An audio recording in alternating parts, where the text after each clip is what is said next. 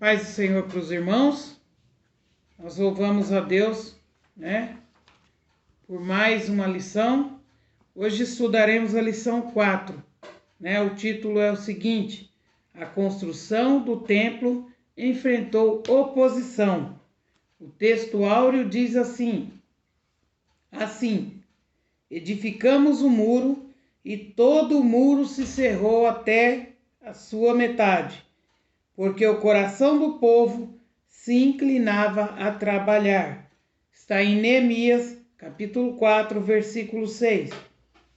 A verdade prática diz assim: se confiarmos verdadeiramente em Deus, venceremos todas as resistências do maligno.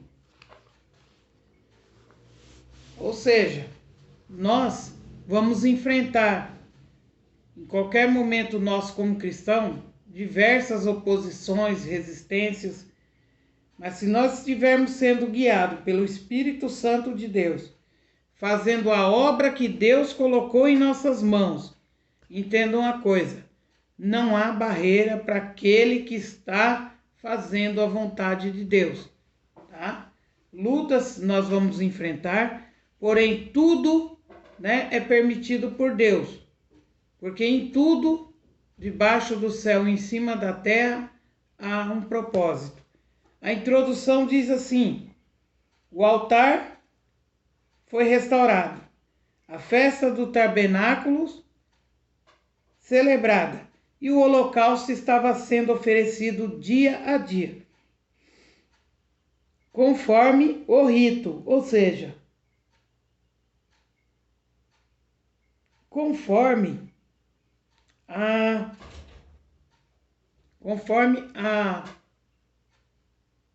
a lei de Moisés, conforme os judeus já tinham costume de fazer, A vida espiritual dos judeus que tinham retornado do cativeiro seguia o que estava na lei de Moisés, ou seja, estava dentro da lei de Deus. Esperavam apenas o momento de iniciar a reedificação do templo. Eles já estavam lá, já estavam com o altar reconstruído, já tinham adorado a Deus, esperava apenas o momento de começar a iniciar o templo. O primeiro tópico: os alicerces do templo são lançados. Os materiais para a construção do templo chegou, diante da concessão feita pelo rei Ciro da Pérsia. Zorobabel e os que haviam voltado do cativeiro lançaram os alicerces do templo, conforme está em Esdras, capítulo 3, versículo 8. Todos muito animados para o trabalho, ou seja, eles estavam revigorados diante de Deus para fazer a obra de Deus, ou seja, reedificar o templo, a casa do Senhor. O primeiro subtópico fala do lançamento dos alicerces, foi celebrado com uma solenidade. Os sacerdotes, paramentados com trombetas, os levitas, filhos de Asaf, com saltérios, todos prontos para louvarem ao Senhor conforme a instituição de Davi, rei de Israel. Conforme está escrito ali em Esdras, no capítulo 3, versículo 10. Os que assistiram o lançamento dos alicerces expressaram grande júbilo, Tanto que suas vozes eram ouvidas muito longe, conforme está em Esdras, capítulo 3, versículos 12 e 13. Ou seja, quando nós estamos alegres na presença do Senhor, nós louvamos ao Senhor com uma tonalidade de voz mais alta. A alegria nos leva a querer, falar mais alto, a querer exultar diante da presença do Senhor. O segundo subtópico: a reedificação do templo, Ela foi resultado do despertamento que veio através de Ciro, rei da Pérsia. Está lá em Esdras, capítulo 1, versículos 1 e 2. Ou seja, nós lemos nas lições anteriores que o Senhor despertou Ciro a mandar o povo de volta para Jerusalém e também Ciro, através desse despertamento, deu condições para a construção do templo e para reedificar a cidade, para reedificar o templo e a cidade, né? Uma coisa interessante é que nós aqui do Brasil, o despertamento pentecostal chegou aqui em 1911 e ele trouxe uma renovação da doutrina da Igreja de Deus, simbolizada pelo templo de Deus, conforme está em 1 Coríntios capítulo 3, versículo 16. Né? Nós sabemos que a Igreja de Deus é um mistério, né? Ninguém compreende a Igreja do Senhor. É por isso que Paulo diz, o que é loucura para o mundo, né? Para mim, não é loucura. Mas aos olhos dos outros, o Evangelho é loucura. Ou seja, o Evangelho para nós é algo maravilhoso. É o meio de estarmos diante da presença de Deus e cientes que o sacrifício de Cristo não foi em vão. Mas para o povo do mundo que não entende a palavra de Deus, nós somos loucos. Mas é esse grau de loucura que nos faz a cada dia mais, através do Espírito Santo de Deus, estar ligado no trono da graça, né? Ou seja, a Igreja de Deus é um mistério. Em Efésios capítulo 5, versículo 32, fala sobre isso. Ou seja, não pode ser compreendida pelo homem natural. Eu, homem natural, a minha visão ela é uma visão limitada. Eu, homem guiado pelo Espírito Santo de Deus, através de olhos espirituais, a minha visão é ilimitada, porque eu não estou vendo com meus olhos. Eu estou vendo através daquilo que o Espírito Santo de Deus me permite ver. Ou seja, eu vejo além daquilo que eu entendia, né? Eu costumo citar muito aquela parte, né, onde Eliseu vê, o moço de Eliseu vê subir o pessoal lá com o general lá leproso, lá da Síria, e aí ele olha aquele exército e fala, ô meu senhor, agora a gente vai perecer.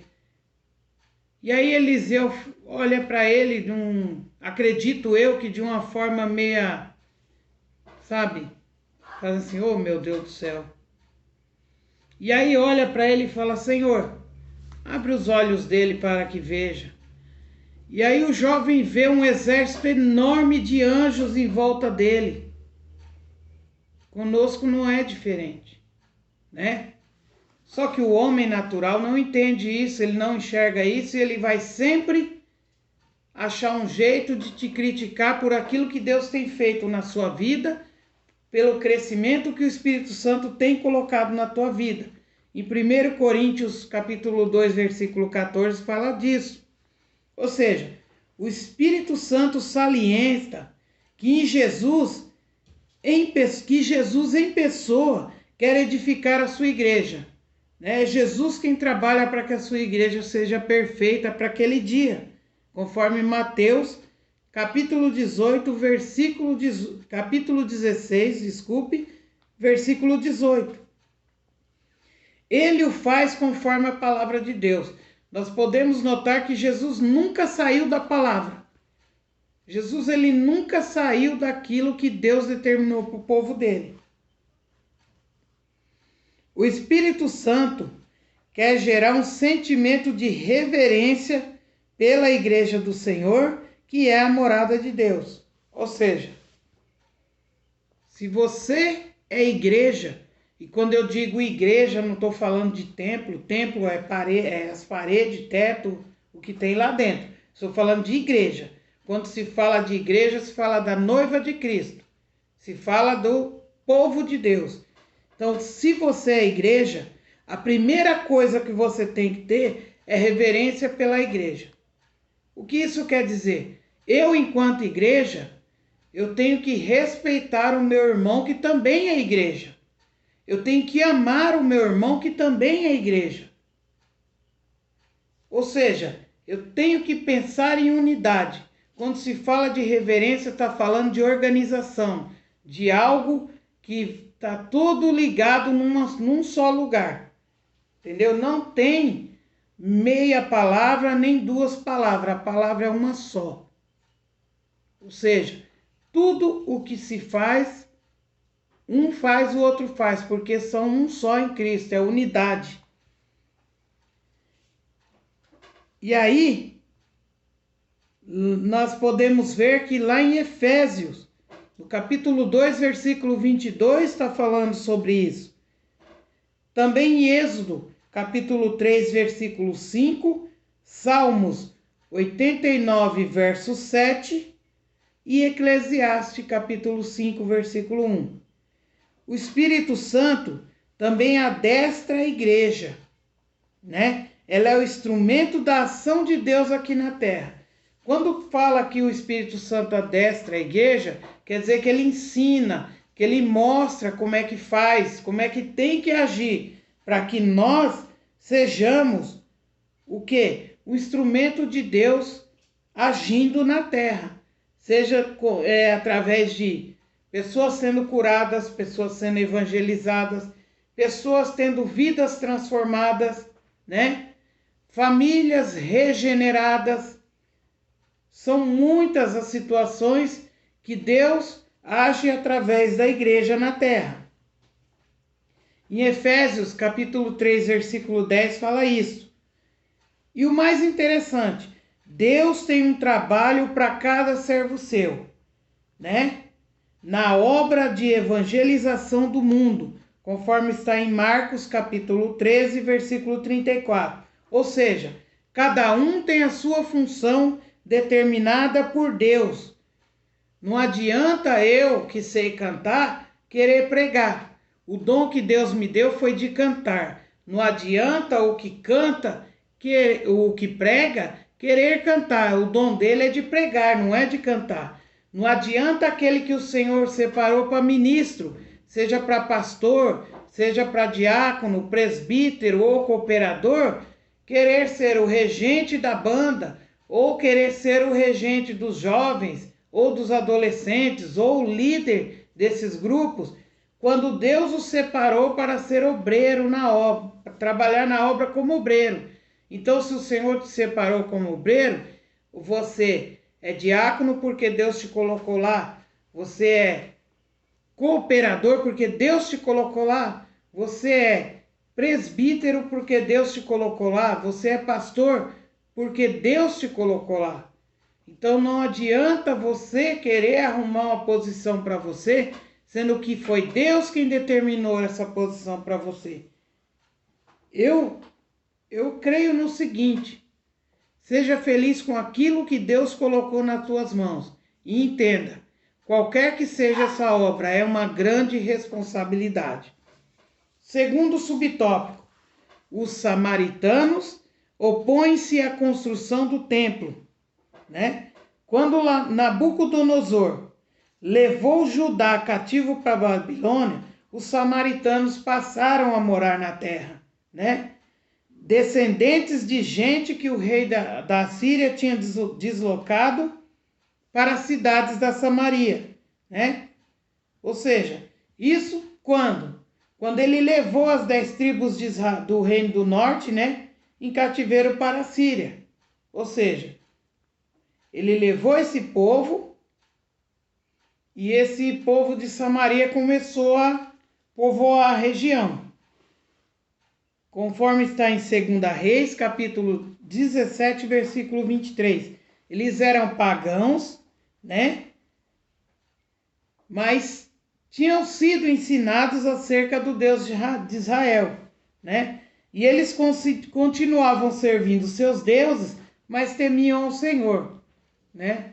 Isso não quer dizer que eles serviam totalmente ao Senhor. Aqui está deixando bem claro. Eles continuavam servindo seus deuses, mas temiam ao Senhor. Conforme 2 Reis, capítulo 17, versículos do 23 ao 33. Ou seja, não existe isso de servir a dois senhores. Ou você agrada um e aborrece o outro, né? Ou você destrata um e trata bem o outro. Ou você serve a Deus, ou você serve ao mundo. Cada escolha sua tem a sua consequência. Meu conselho é: se apegue com Jesus, sirva ao Senhor e entenda que logo mais o seu galardão está preparado lá na glória. Amém? Então não desvie do caminho do Senhor por pouca coisa. Não saia do caminho do Senhor por coisas passageiras. Continue firme na presença do Senhor. O segundo subtópico: os samaritanos tentam frustrar a construção do templo, né? Conforme está em Esdras, capítulo 4, versículos 4 e 5, né? Os samaritanos eram maldosos, eles enviaram uma carta ao rei da Pérsia, onde tinham acusações mentirosas contra os judeus. Em Esdras, capítulo 4, versículos 12 e 13, fala sobre isso. O rei recebeu aquela carta e não sabia do assunto, e mandou parar a obra. O grande perigo de quando você está fazendo algo para Deus é alguém tentar impedir essa obra porque acha que você está querendo se aparecer. Acontece muito que quem tem compromisso com Deus tem muito essa luta de pessoas que tentam parar a obra de Deus porque eles acham que a pessoa está tentando se aparecer. Quando na verdade nós, enquanto servos, temos que dar o nosso melhor para Deus. E muitas das vezes o que leva a isso é a inveja, o que leva a isso é a pessoa acreditar que ela faria aquele serviço melhor. Mas entenda uma coisa: foi você quem Deus escolheu para estar fazendo aquela obra. Então não tema, continue firme, persevere, porque o Senhor, Ele vai honrar a tua fé e Ele vai honrar o teu esforço na obra dEle. Amém? Em Esdras, capítulo 4, versículo 21, fala disso. Ou seja, ao ouvir que Jerusalém era reconstruída e o templo restaurado, os samaritanos e os outros povos da redondeza temiam que se permitisse que os judeus se estabelecessem em Jerusalém, representaria uma ameaça à sua segurança e ao seu poder. É isso que acontece. A pessoa acha que você está lá para tomar o lugar dele, para ser maior do que ele. E muitas das vezes, né, o que nós estamos apenas fazendo é apresentando o nosso melhor a Deus. E se é isso, continuemos em frente, caminhando, né? A luta, ela vem, mas ela passa. Né? Quem crê em Jesus Cristo já está, né, com a vitória na mão. Não tema. Terceiro tópico. Como se explica a falta de resistência dos judeus? Primeiro subtópico. Os judeus deveriam ter ido ao rei da Pérsia para assegurar a construção. Uma ordem dada por uma autoridade superior não pode ser invalidada por uma autoridade inferior. A ordem de construir o templo tinha sido dada por Deus, usando Ciro, né? A maior autoridade da época, que por sua vez assinou o decreto da construção do templo. Vamos entender isso. Se Deus é uma autoridade maior, esse rei que mandou parar era uma autoridade menor, correto? Nisso concordamos.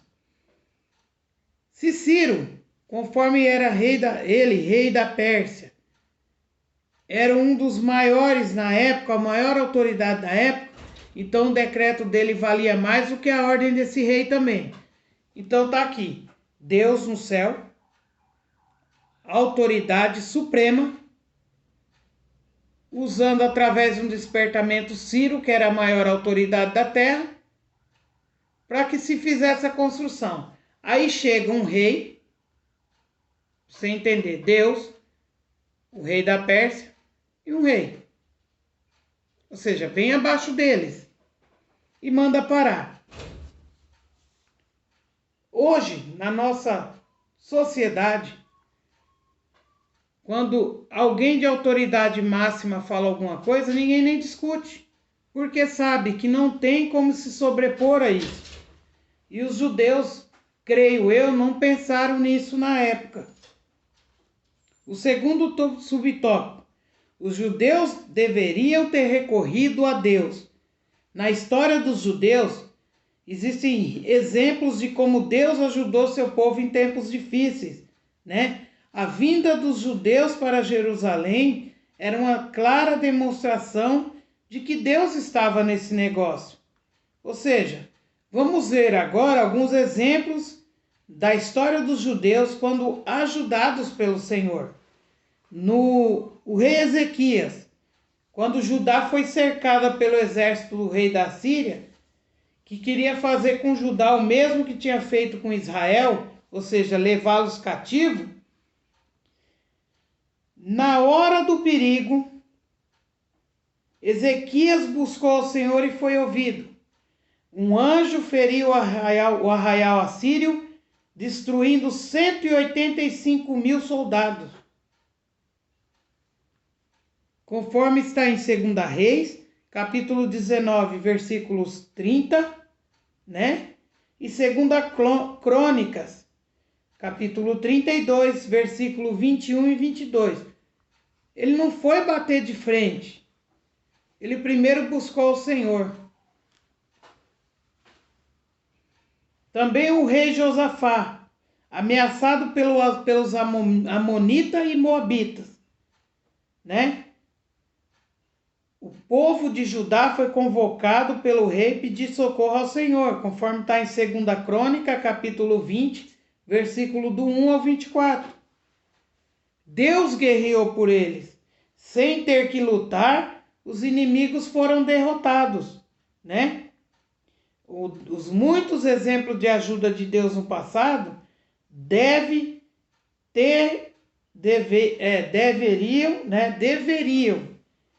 ter inspirado os líderes do povo a resistir a essa maldade dos inimigos. Ou seja, muitas das vezes na nossa vida, nós temos que buscar o Senhor antes de ir resolver qualquer coisa. E às vezes a gente quer meter o peito, né, como diz popularmente, ir lá e falar, não, eu resolvo. Calma, respira, busca o Senhor, pede orientação ao Senhor. E o Espírito Santo de Deus vai te orientar. Tenho certeza que você vai ser vencedor, que você vai se sair muito bem se estiver na direção do Espírito Santo de Deus. O motivo da falta de resistência dos judeus era de ordem espiritual. Zorobabel, chefe político do povo judeu, tinha confiado em sua força, conforme está em Zacarias, capítulo 4, versículo 6. Quando suas forças se esgotaram, não teve condições de resistir, sentindo-se desarmado diante do inimigo. Se você não busca Deus para solucionar o teu problema, você vai ser envergonhado. Você vai ser envergonhado. Daí a importância de buscar a Deus. Josué, o sumo sacerdote e líder do povo, estava com suas vestes manchadas, conforme Zacarias, capítulo 3, versículo 3. O que tirou dele toda a autoridade espiritual. Diante do problema causado pelo inimigo, né, pelos seus inimigos, ele não tinha fé para buscar ajuda de Deus. Uma vez que o mistério da fé é guardado em uma pura consciência, conforme está em 1 Timóteo, capítulo 3 e 9. Ou seja, quer buscar a Deus, quer orar a Deus, quer que Deus faça maravilhas através de você, mas não mantém santo diante de Deus. Lembra o que a gente falou no começo? Altar tem que estar reparado em ordem. Em altar quebrado, o sacrifício não é recebido por Deus. Então, altar em ordem, vida santa com Deus, te leva a estar perto de Deus, com comunicação constante com Deus, e aí você pede, Ele ouve e te dá a resposta. Né? Para servir a Deus não é brinquedo, não é de qualquer jeito, né? E aí vem aquela parte onde fala assim: não por força nem por violência, mas pelo meu espírito. Está em Zacarias capítulo 4, versículo 6. Ou seja, o que a gente está falando aqui é ensinando a palavra. Não estamos te forçando e nem por violência. Sabe por quê? Isso não leva a nada. A fé vem pelo ouvir e ouvir a palavra de Deus. Você só vai fazer a vontade de Deus se você ouvir a palavra de Deus, quebrantar teu coração e você se entregar a Ele. Senão, tudo o que for falado, pode falar da melhor maneira possível, não vai te servir de nada, né? Ou seja, essa mensagem foi entregue a Zorobabel, mas é aplicável a todos os crentes, conforme está em 2 Timóteo, capítulo 3, versículo 16, né? Ou seja, as forças humanas poderão efetivar a obra de Deus, né?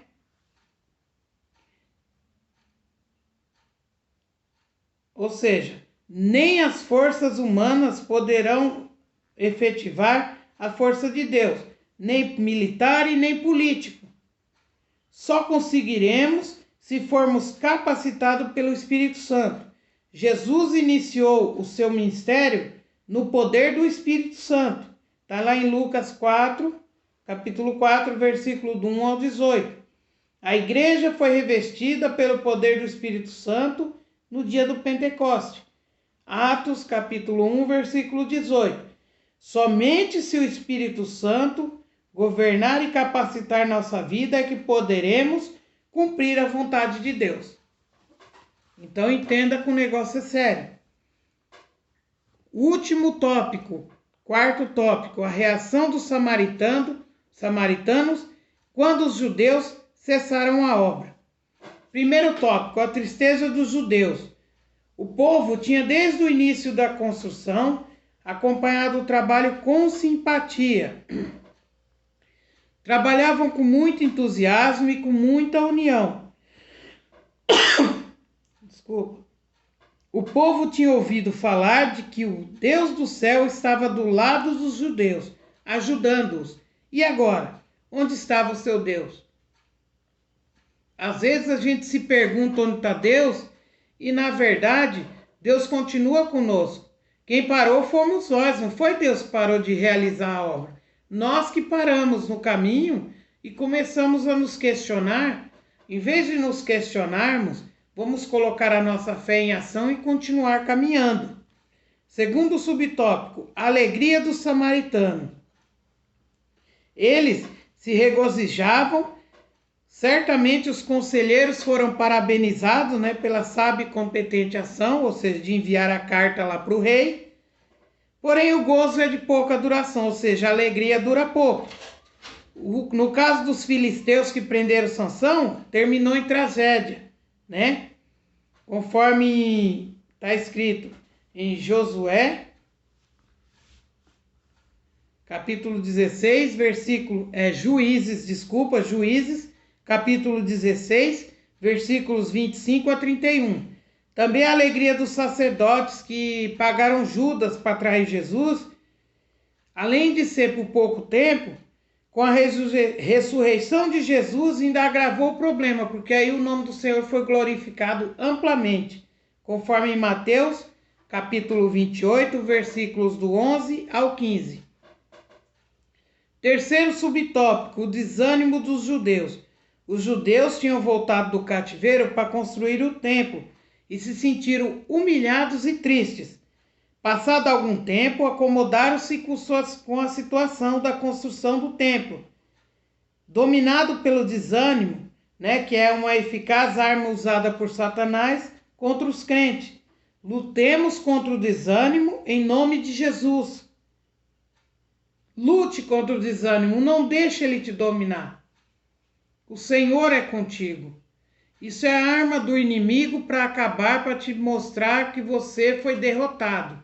Mas se você estiver firme em Cristo, você é mais do que vencedor.